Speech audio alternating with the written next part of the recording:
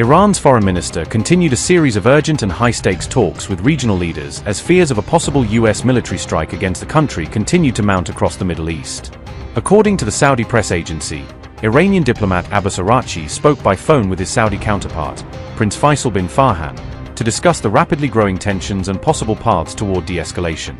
The conversation between the two ministers came just one day after a senior Iranian official held similar talks with Qatar's foreign minister, signaling Tehran's diplomatic push to prevent the crisis from spiraling further.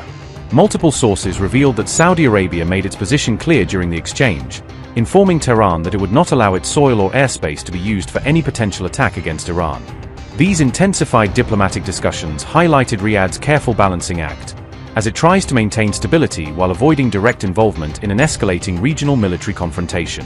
Diplomats from both sides emphasized the critical importance of clear communication and restraint to avoid any miscalculation or misunderstanding that could ignite a much wider and deadlier conflict. As Iran and Saudi Arabia discuss US threats, on this Prince Faisal bin Farhan said, and I quote, "We discussed the developments in the region and means of maintaining support to the region's security and stability," unquote.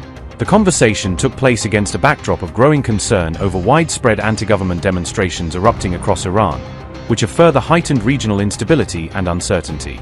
Diplomatic engagement in the Gulf intensified sharply as reports emerged that the United States had begun withdrawing key personnel from its strategic airbase in Qatar amid escalating regional tensions.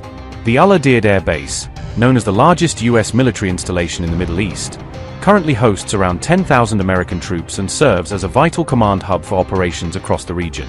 In parallel, Saudi Foreign Minister Prince Faisal bin Farhan also held separate phone conversations with Oman's Foreign Minister Bad al-Busaidi, as well as top diplomats from Qatar, to coordinate regional responses.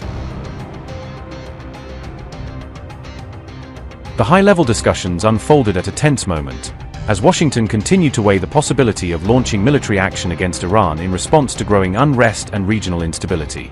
On January 13th, President Trump directly addressed Iranian protesters, urging them to rise up and take control of their nation, while promising that help from the United States was already on its way.